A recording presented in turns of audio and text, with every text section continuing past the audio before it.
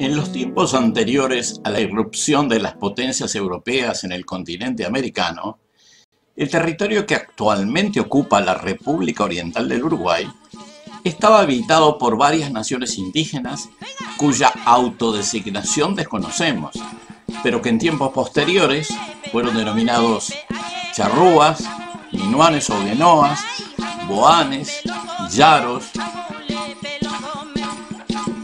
Eran pueblos fundamentalmente pescadores, cazadores de animales acuáticos y plantadores de cultivos autóctonos. La conquista del territorio oriental por los imperios europeos no fue fácil. Los pueblos nativos resistieron y tanto la conquista como la colonización se demoraron más de 200 años, hasta principios del siglo XVIII. Fue en ese periodo que el gobernador español de Asunción, de nombre Hernandarias, logró introducir vacunos en el territorio que, por estar constituido por vastas praderas, dieron lugar a su reproducción rápida. La primera población de la banda norte del Río de la Plata fue fundada por los portugueses en 1681, fue denominada Colonia del Sacramento. Los españoles de Buenos Aires, ciudad que por su parte ya había sido fundada un siglo antes, se opusieron y en varias oportunidades procuraron desalojar a los portugueses, cosa que lograron en 1777 en el gobierno virreinal de Pedro de Ceballos. En ese mismo periodo, los españoles habían fundado una población en la bahía de Montevideo, en 1724, que habría de crecer hasta transformarse en la principal ciudad y puerto del territorio y más tarde competidor comercial de Buenos Aires. En el interior del territorio se desarrollaron comunidades generalmente integradas por mestizos que vivían del aprovechamiento del abundante ganado salvaje. Estos grupos humanos fueron denominados gauchos o gauderios. Pocas décadas después de ser fundada, y apoyándose en un decreto real que le permitía el libre comercio, Montevideo vio incrementada su actividad comercial, superando al propio puerto de Buenos Aires. También a Montevideo llegaron numerosos esclavos africanos para su distribución en el resto del virreinato. Un número importante de esos esclavos permanecieron en Montevideo o en el resto de la banda oriental, y tanto ellos como sus descendientes se incorporaron a las sociedades criollas, imprimiéndole rasgos culturales que habrían de durar hasta nuestros días. Durante los primeros años del siglo XIX se fue generando un sentimiento de disconformidad y rebeldía en los pueblos de las colonias españolas del sur de América. La concreción de este sentimiento rebelde tuvo lugar en Buenos Aires a partir de la llamada Revolución de Mayo, el 25 de mayo de 1810, extendiéndose al año siguiente a la orilla norte del Plata, expresada en la Batalla de las Piedras, el 18 de mayo de 1811. En esa época, los rebeldes uruguayos, mayormente gauchos mestizos o africanos acriollados, fueron acaudillados por un criollo montevideano que había vivido gran parte de su vida en la campaña, conviviendo con las comunidades nativas y gauchescas. Ese criollo se llamaba José Artigas. En ese momento, Artigas asumió el liderazgo de los pueblos de la provincia oriental y, con motivo de desavenencias con el gobierno de Buenos Aires, se vio obligado a trasladarse al norte del territorio. Cuando el líder oriental comenzó su viaje, fue seguido por unas 16.000 personas provenientes de los diferentes pueblos de la banda, que llevaban sus ganados y pertenencias, además de 1.000 carretas. Una vez instalado en el Salto Grande, en la orilla occidental del río Uruguay, se dedicó a organizar un gobierno provisional sobre el territorio controlado por sus partidarios, generalmente compuesto por criollos y gauchos, y además por charrúas y minuanes. A este episodio épico se le llamó la Redota, y más tarde el éxodo del pueblo oriental.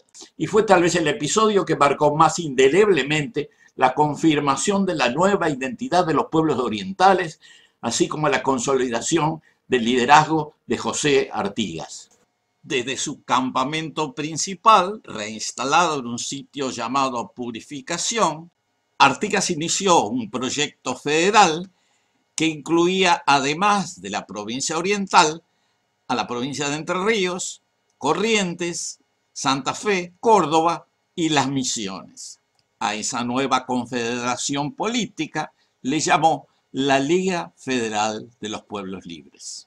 En 1817, el Imperio de Portugal avanzó militarmente, procurando conquistar el territorio oriental del Uruguay, cosa que logró gradualmente en el periodo de 1817 a 1820. En este último año, las fuerzas artiguistas fueron derrotadas y el caudillo se vio obligado a exilarse en Paraguay. Los nuevos dominios portugueses se constituyeron en una nueva provincia que llamaron Cisplatina y que como tal pasó a formar parte del Imperio de Portugal. Luego, a raíz de la independencia de Brasil en 1822, la provincia cisplatina pasó a formar parte de este imperio. La población oriental no estuvo conforme con esta incorporación y a partir de 1825 se generó una rebelión iniciada por algunos antiguos jefes orientales artiguistas, principalmente Juan Antonio Lavalleja y Manuel Oribe, que se habían retirado a Buenos Aires y que regresaron cruzando el Río de la Plata con el fin de organizar la liberación de su territorio. Se la conoce habitualmente como la Cruzada de los 33 Orientales.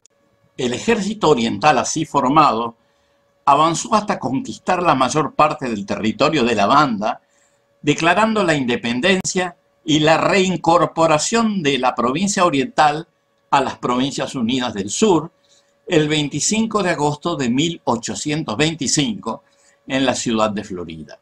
Pocos días después, las fuerzas orientales enfrentarían al ejército brasilero en la batalla de Sarandí y lo derrotarían totalmente. Esta batalla fue la antesala de la Convención Preliminar de Paz de 1828, en donde habría de surgir el Estado Oriental del Uruguay. Esta Nobel República, constituida oficialmente el 18 de julio de 1830, eligió como primer presidente a un antiguo jefe artiguista que se había pasado al bando portugués y luego reincorporado a las fuerzas orientales, que se llamaba Fructuoso Rivera. Una de las primeras tareas que encaró en ejercicio de la presidencia fue la de eliminar a los pueblos nativos que todavía existían en el territorio, cosa que hizo contra los charrúas en una emboscada que se suele llamar la Matanza de Salsipuedes. En 1835, la República Oriental eligió un nuevo presidente constitucional, llamado Manuel Oribe. Oribe no pudo completar pacíficamente su mandato porque Fructuoso Rivera, el anterior presidente, organizó una rebelión que triunfaría en 1838. Este golpe militar sería el inicio de una larga serie de confrontaciones entre los dos bandos. Los seguidores de Rivera, que desde entonces se llamarían los Colorados, y los partidarios de Oribe, que en el futuro serían denominados los Blancos. Esta confrontación se incrementó en la Guerra Grande de 1843, en donde los blancos, apoyados por el gobierno de Buenos Aires de Juan Manuel de Rosas y liderados por Manuel Oribe, sitiaron Montevideo generando un gobierno paralelo en el llamado Cerrito de la Victoria, a pocos kilómetros de la ciudad vieja de Montevideo. Finalmente, en 1851, se firmó la paz, que en realidad significó la aceptación de que las fuerzas federales habían sido derrotadas y que esto llevó a la renuncia de Juan Manuel de Rosas en el año siguiente. También dio lugar a la consolidación de la influencia de Brasil sobre los futuros gobiernos uruguayos. Al mismo tiempo, se supo la noticia que el primer caudillo federal, José Artigas, había muerto en el Paraguay un año antes. En los siguientes años se sucedieron gobiernos de ambos partidos sin mayores confrontaciones definitorias, hasta que Venancio Flores, líder colorado, que fue protagonista principal durante estos años, solicitó para lograr el poder el apoyo del Imperio de Brasil. Luego, las fuerzas brasileras avanzaron en el norte de Uruguay en apoyo a Flores, sitiando la ciudad de Paysandú, que conquistaron, luego de un sangriento bombardeo donde murió mucha gente, y ejecutaron al oficial al mando de la guarnición, llamado Leandro Gómez. En los siguientes años, a partir de 1865, Brasil, Argentina y el gobierno de Flores se aliaron para combatir al régimen paraguayo, cosa que lograron luego de varios años de combates, costando la muerte de varias decenas de miles de paraguayos.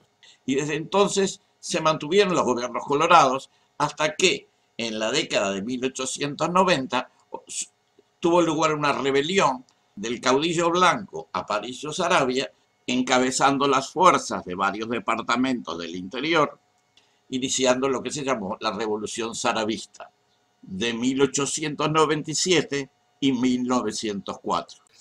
Su última intentona insurgente de 1904 fue derrotada debido al asesinato del líder en la localidad de Massoyer, cerca de la frontera. Se puede decir, en cierto modo, que con Aparicio había muerto el último caudillo federalista del Uruguay. En el gobierno colorado de 1903 había sido elegido José Valle y Ordóñez.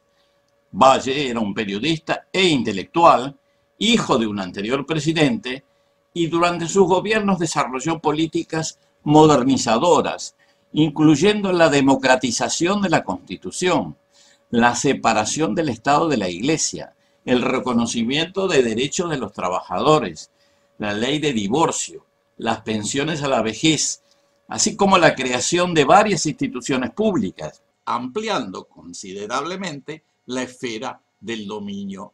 El Partido Colorado Vallista se mantuvo en el poder con políticas tendientes a aumentar el rol del Estado y el proteccionismo industrial, solo interrumpidas entre 1931 y 1938, en el periodo de la presidencia y dictadura de Gabriel Terra.